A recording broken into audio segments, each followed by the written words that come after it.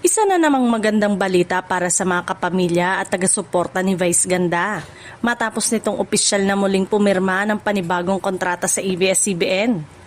Patunay ito na patuloy na matibay na samahan ng Unkaboogable Star at ng Kapamilya Network na naging tahanan niya sa loob ng maraming taon.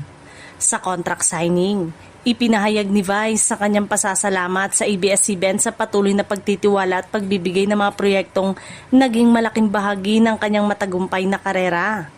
Nangako rin siyang ipagpapatuloy ang pagbibigay ng saya at inspirasyon sa kanyang mga tagahanga. Malaki ang naging ambag ni Vice Ganda sa tagumpay ng ABS-CBN bilang host ng It's Showtime at bilang isa sa mga pinakamalaking box office star sa bansa. Dahil dito, marami ang natuwa sa balitang mananatili pa rin siyang kapamilya.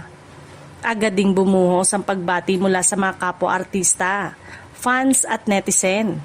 Maraming nagsabing nararapat lamang ang panibagong kontrata dahil sa dedikasyon at walang kapantay na talento ni Vice sa hosting, comedy at entertainment.